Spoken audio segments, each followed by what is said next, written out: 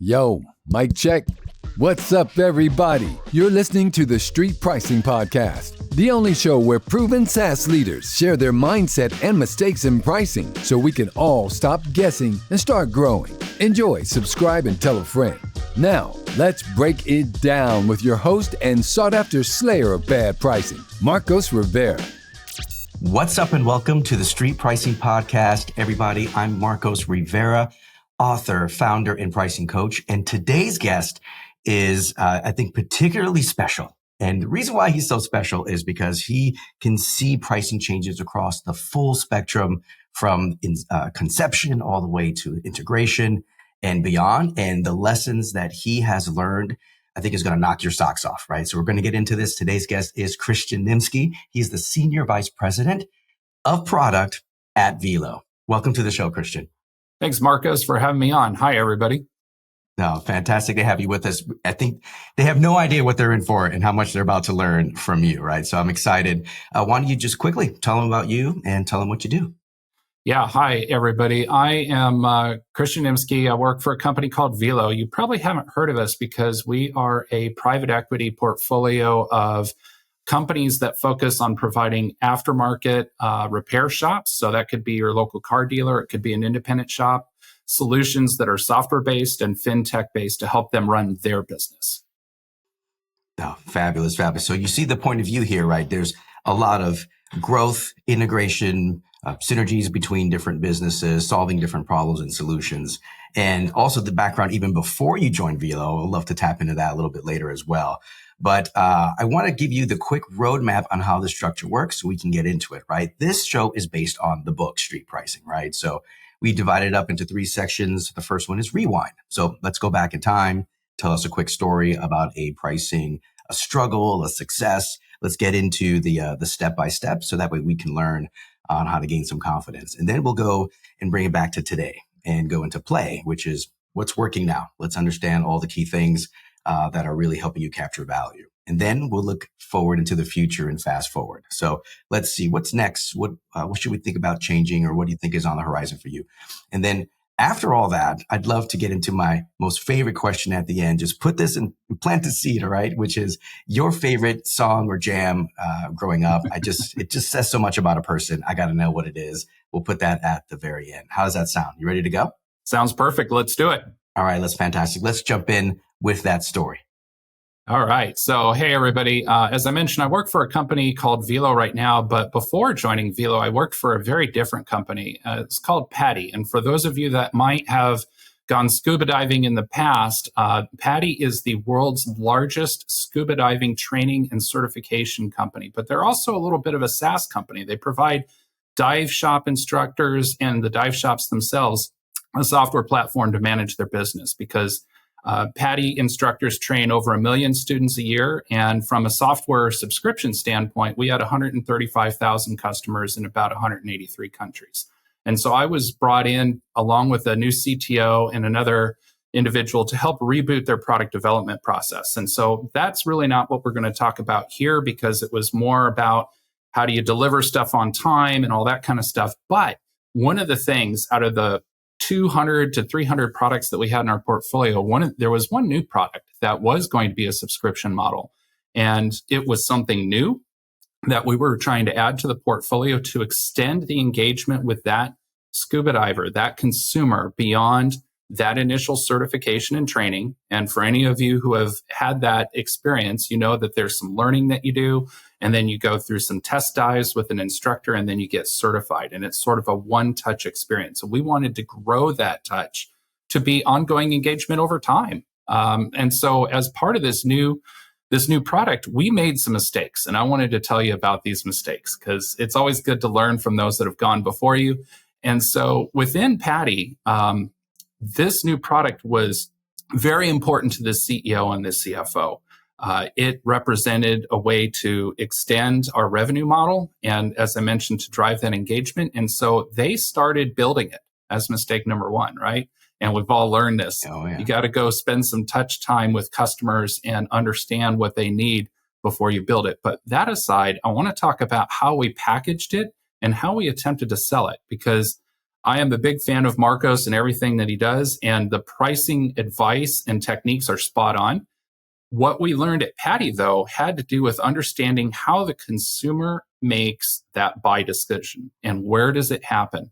And so we started out with an assumption that, to simplify it, when I got done with my certification, I was going to be so happy with that achievement that I was going to sign up on the spot, and that my dive instructor was going to sell me on that. And so we built a very nice, good, better, best kind of packaging structure. And we had lifecycle marketers put all the right sort of stuff around it to sell it, all the things that we talk about on this podcast. However, we made a flawed assumption at the outset, which is that consumer would be open to that value proposition at that time in their experience, and B, that the instructor would want to sell it. And what we found is the instructor was worried that they were going to not complete their certification by confusing the diver.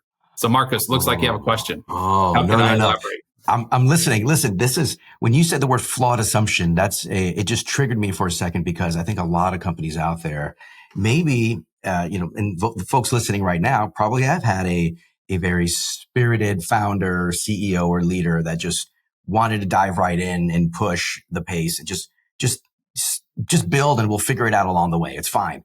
And there are, by the way, there's a lot of articles and advice, I would call it, to say, hey, just move fast, break things, get out there, just try, just start iterating, just start learning.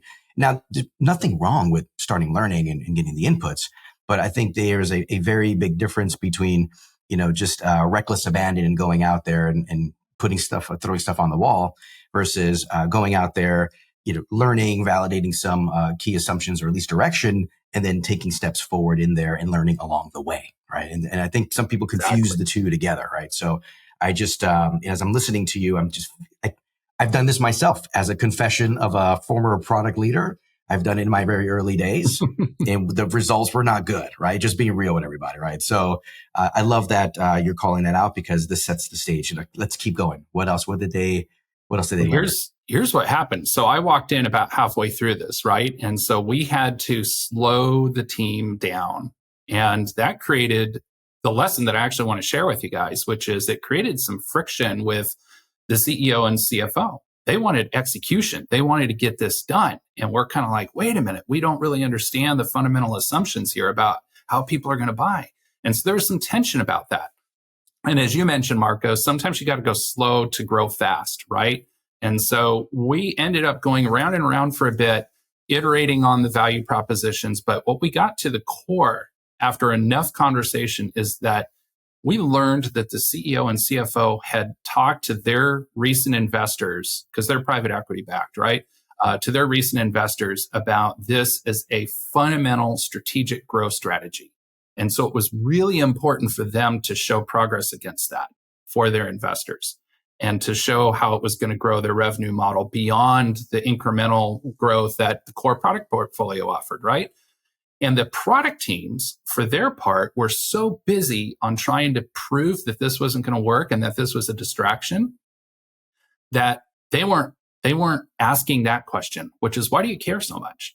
And the CEO and CFO, I think for their part, just assumed that everybody kind of knew.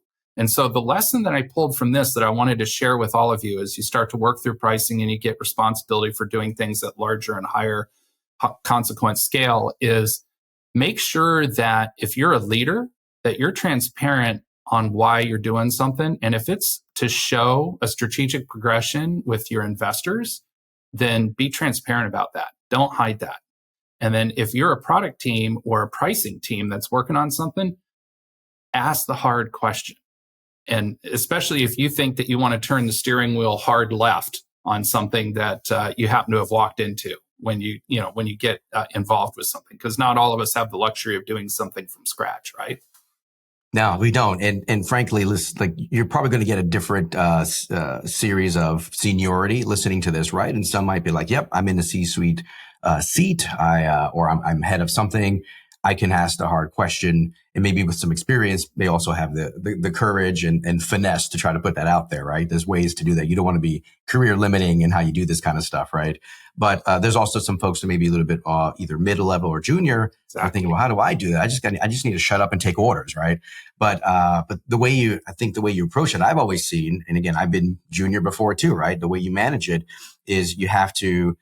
It's okay to ask hard questions, but also come with points of view as well as ways to answer the question, right? If you just ask the question all by itself and just sit there, I think it makes it a little bit more difficult. It looks like you're being non-cooperative, not a team player. Exactly. And it's not about that. It's really about understanding, so that way we can make the right decisions collectively and move forward. So there's a finesse in how to do that. And I'm curious, like when people were raising their hands and saying this isn't going to work, was there something that actually broke through? What happened? Yeah, we broke through it a couple of ways. We initially had all the arguments, right? And then those just went where you think they would go. But then we said, you know what, let's just try and make this work in the current form. And we iterated for a bit and didn't really see a lot of movement. Here's what broke through it. And I'll give credit to one of our team members that was more junior, just learning to be a product person. And what he did is he went out to these dive shops where we were trying to pilot this program. And he actually sat with them and watched them try and pitch this. And of course, in between dive sessions, you got to hear what the instructors and the dive shop owners really thought about this. And that's where it became clear, which is you're interfering with my ability to complete my core service that I deliver to that consumer. You're getting in the way. And I don't want you getting in the way. I want you to be what you are, and I want you to let me be what I am. And that was an aha moment for us. We thought that moment in the consumer's mind, because we were really thinking about that consumer, that was the magical and most prone to buy moment. But we forgot that the person that had to facilitate that had a different set of needs and wants than the consumer did at the time. And so when we realized that, we were able to take a step back and say, wait a minute, we need to think about a whole different way to get this in front of the consumer. And we adopted a little bit more of a digital strategy where after you got certified, we knew that you got certified because we send you a card. And so we can send you things electronically, or we can reach out in some way to engage you. And then from there, obviously, we had to take a pause, and the growth wasn't as hockey stick as we originally had hoped. But over time, the team, because I still keep in touch with them, they've been iterating on it constantly since that time. A little bit here, a little bit there. And now it's actually growing at a decent clip.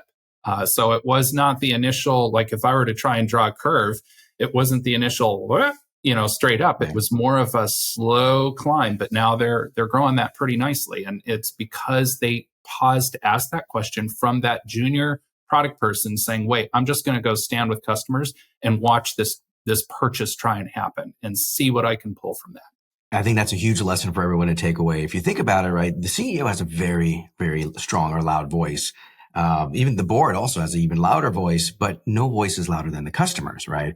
Not to be all preachy about this thing, but if you really sit down and say, all right, well, you're the one that we're trying to serve here, and understanding them and their motives and dynamics and hearing it from them and in a validated way, then that could guide your decision making. Because it really was, that pivot seemed to be more around, let's not just completely blow up this whole strategy. It was more like, let's change how we do it or how we approach it to make it more effective, right? And it was that okay, let's kind of angle this a little bit differently, which made all the difference, by the way. And sometimes that little angle here and there in a new product or a new initiative or new channel makes all the difference. And so listening, adjusting, having some patience leads you to a much better path than a little bit of over gusto to get in there and try to make it work, right? It usually doesn't work out that way in most cases, right? So I think that's a fantastic lesson. Listen, you went through a number of things on alignment, and you went through a number of things about talking to customer. You also, in thinking through how to correct that behavior and come back and come strong and actually get results. A lot in there, but I'm thinking through this scuba SaaS that we just stepped through, right? What is the one takeaway that you want folks to have?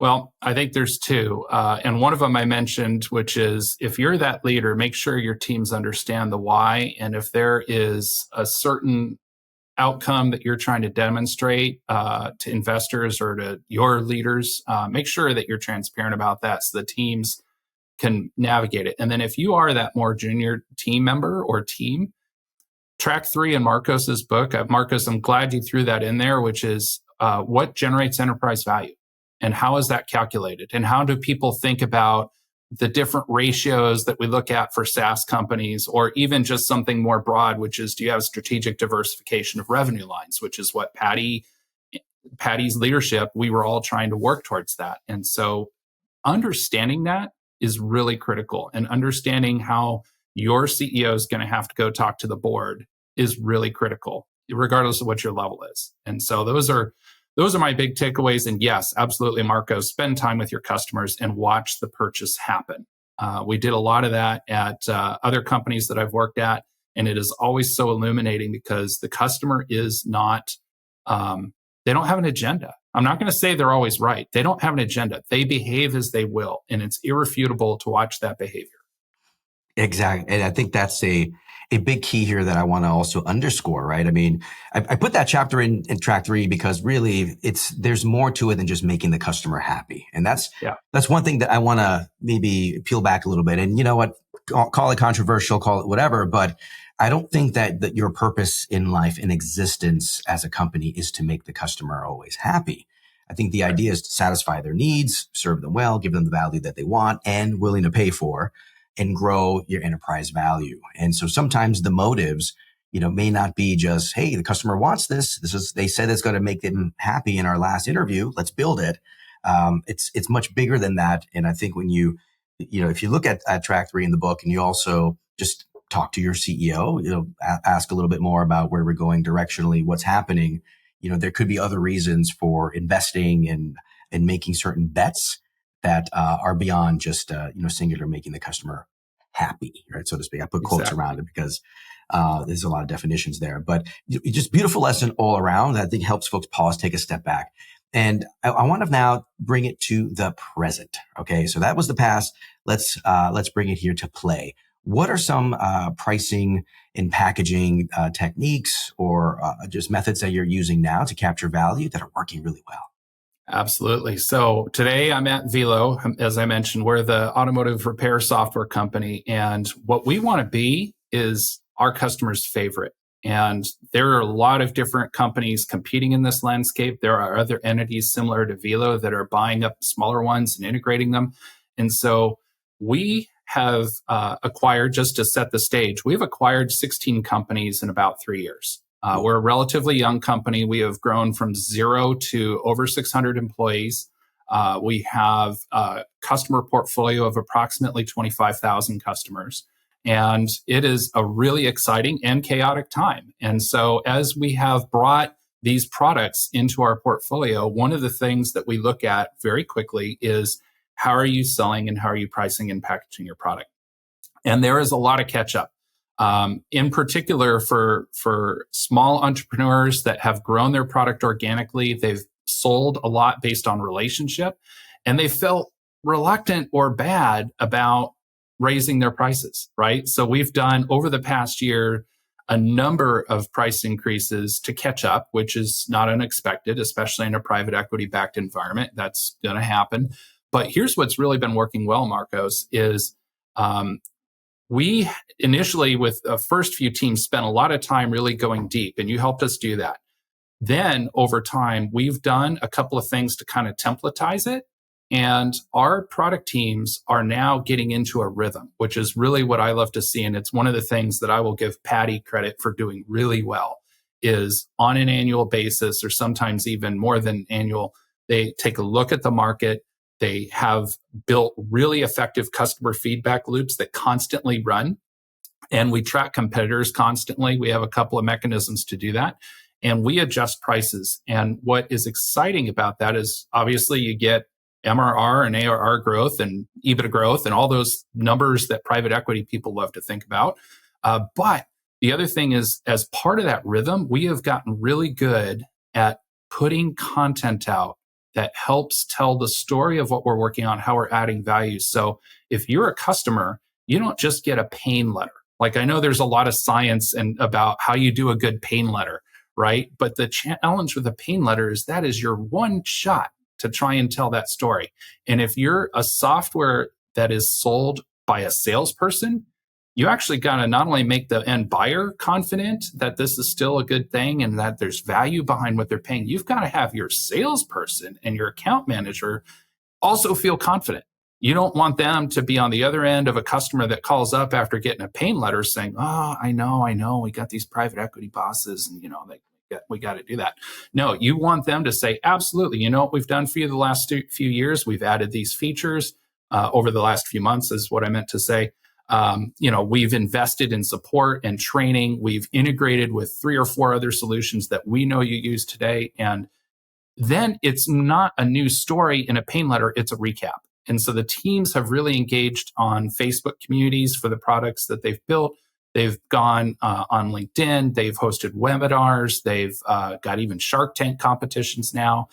They've got all sorts of fun stuff that they do on a constant basis. And just watching this engine churn is exciting. And we have had, of all the things that we've done, some have been pretty dramatic increases and the catch up. Our churn has been sub 3%. So It is extremely effective to have a content drumbeat. And a lot of companies, I think, forget that, especially if it's not part of what they normally do. Man, first of all, the rhythm piece makes tons of sense that I think is quickly overlooked, especially when folks try to do some pricing and they say, okay, yeah, we did it. Don't touch it. It's good. Let's not revisit it again for a while. But building a rhythm, a cadence. No, this is how we build and capture value, right? We do this, everything you do up to conception and validation and getting it on the roadmap and building it, pricing it also becomes part of that motion. And so having that rhythm makes a lot of sense, also makes pricing just a ton easier over time. But I would love to get everyone here listening to go back and think, how do I start pain letters? How do I do a pain letter right? Give everybody like the maybe quick, like 1, 2, 3. If they don't do it, I'm brand new. I've never sent one out before. How do I do one? Go for it. Just give us the baby steps. Well, and you'll probably find things that I'm missing or correcting that I'm not thinking of. But just off the top of my head, it's really important just to set the stage, which is to say, hey, here, we know that you've been a customer of ours since however long. It's good to have that data. And we have delivered value. And as part of delivering value, we are moving your cost from X to Y, essentially. And here's what it's going to mean to you in the future. Here's how and when you're going to see that show up. And here's who you can talk to if you have questions about this, or here's how you can reach out and engage with us. Unlike some software companies, because our customer base at Vehlo is relatively limited, it's 25,000 across all the products, but within each product, it might be single-digit thousands. We really emphasize a personal touch. So, Marcos, if we're raising your price from $200 to $250 a month or whatever it is, we want you to feel comfortable reaching out to us. We want you to be able to talk to us. We will talk you through it. We will give you predictive trust on why this is happening and what's going to happen next, and when the next one is going to, potentially come. So you don't necessarily put all that in a pain letter, but the pain letter needs to tell and you're just getting Chris Nimsky's point of view, right? Needs to tell a story that talks about value, when it's going to happen, so they're not surprised. And then the other thing that we have done with these letters, which I highly recommend, is people need to hear a few things a few times to retain them. So you don't want to over drumbeat it, but you don't want to just sneak something in an invoice and then light the match, right? You want to engage them like you respect them, right? You're not trying to hide from this. You just say, look, we've done a lot, we've grown, and we want to continue investing in that growth, Marcos. And here's what we're going to do to do that. And part of that is you're going to see your costs go up a little bit. And we're really excited to keep working with you. And if you have any questions, call our group over here, insert phone number or email, and we will work with you. That was fantastic. That was fantastic. So the fact here is that you're hitting on a number of keynotes. I'm going to summarize it here because I love talking about this exact thing, and I work with a lot of clients on it too. Which is when you're a customer and you're in the software, no matter what SaaS software you're using, Scuba SaaS or something else, there is, you really just you're worried about yourself, right? I mean, let's face it, right? They got their own problems. They got their own customers and things they got to do and so on. So they really don't think about the value as much. They feel it, they want it, they need it, but they don't really think about it. So this pain letter comes into play, and some other call it, value story or value alignment. And there's all these names out there. I like pain letter because they're honestly just paying to solve their pain at the end of the day, right? But I love the sandwich approach for you guys listening to exactly what Christian just said, right? Here's all the great value we've delivered over time. And, don't be lazy about it. Get a couple data points, like actually show how many users they had, how many channels, how many things they downloaded, whatever it is. Get a little data, put it together, let that really resonate with them, and remind them of all the features you did. And don't worry about all those silly little bugs you fix and all that stuff, like real meaningful things that you've changed in the product and around the product too. Maybe you've expanded your support tiers. Maybe you added this or that, whatever it is. And you also look in the future, say, hey, we're really excited about these things coming down the pike. So maybe there's a big release you got coming out, or you're extending something. Maybe it's really high ranking on the enhancement list. Like put it in there. And so you want to be able to cover both of those ends, right? So get a little data, talk about the great things that you've put out there and what you're excited about in the short-term future. And then you put that in, you kind of reset the value in their minds. And that way, if you're going to capture some more of it, puts you in a much better position, because no one really wants to just sit here and say, I'm just paying more for the same damn thing. It just feels rotten, and it just adds so much noise and ruins the brand and ruins your opportunity to upsell and cross-sell later. There's a lot of things that could fall down. So put in the effort, put in the pain to make a pain letter, I guess is what I'm saying, right? Wonderful lesson there. Let's go to the last section. Fast forward into the future. There are things that are working, but I'm sure there's something and on the horizon. What are you thinking of changing in the future and why? Absolutely. Well, one of the things, as I mentioned, we want to be our customer's favorite. And as part of that, this slice of the world, the automotive repair business, is actually really interesting because it's digitizing. And so they're going through this process of figuring out, oh, wait a minute, I need a CRM-like thing. I need to have financial solutions. I need to offer my customers ways to finance large repair. And historically, like many segments where this shift to digital has happened, a lot of startups creep up, right? And from the shop operator standpoint, I've got to have this tool over here. I've got to have this tool over here. And we call it swivel chairing. They're going between tool to tool to tool. And so that's a good one. Part of what we're doing is we're saying, no, we're going to bring these solutions together and we're going to integrate them more deeply. And there's two reasons for that. One is to make the customer's life easier. They should have one thing that they can go to get all their business needs done. But the other thing is it gives us more flexibility in packaging and pricing. And so we want to ascend from basic level, which is, hey, we're doing these things to individual products, to the next brown belt level, if you will, to say, no, we're going to start introducing different configurations and packages, because we realize that not all customers are the same. And we want to give the ability for customers to grow with us instead of growing out of product A and then going over to product B. And so there's this concept that I'm sure you guys have talked about on this podcast before with the idea of package laddering and all this kind of stuff. And so we want to get there. And what we've done over the last couple of years while we've been doing these basic increases is really focused on the quality of our sales and transaction data. Because to do good package design, you need to know, what did I upsell? Who was it to? Did it work? How long did they stick? Did they downgrade later? And that kind of visibility, I would say if there are any founders on this podcast listening today, it's easy to be sloppy on that front. And as we talked about at the beginning of the call, we've acquired 16 companies. Part of what I do at Vehlo is M&A integration. And so I've seen a lot of companies come in, and in many cases, their transaction data from their sales data is essentially messy, or they've got way too many SKUs because one sales guy wanted to sell a particular way, so he invented his own SKUs. And then trying to see the signal versus the noise in that, if you're trying to do pricing design, is really hard. So rather than try and get too fancy, if you're a founder or CEO, make sure that your team has a good rhythm and that they're disciplined about how they record this stuff, because A, it comes up in diligence if you ever want a strategic exit, and we look for quality of earnings. But two, It's important for you to be able to optimize pricing later. And as investors come in to buy a company, one of the things that they often look for is what are some quick wins that we could have to generate additional value, to extend the growth trajectory of this investment even further. And pricing is very often one of those first things they look at.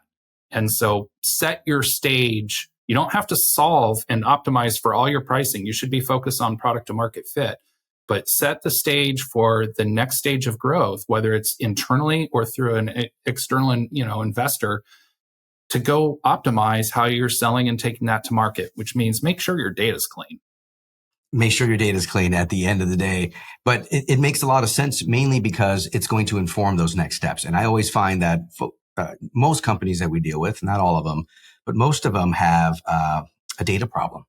And that data problem makes understanding value, who's getting it, what's happening, very murky. And when that's really murky, it gets really hard to monetize, right, from all that. So I love that lesson here at the end. So when I think about, all three, rewind and then play and then fast forward, right, it's really understanding that why, getting behind that, getting those assumptions challenged, asking hard questions, to really just having, rhythm and stroke the pain a little bit, right? Write that pain letter and get the compensation you deserve.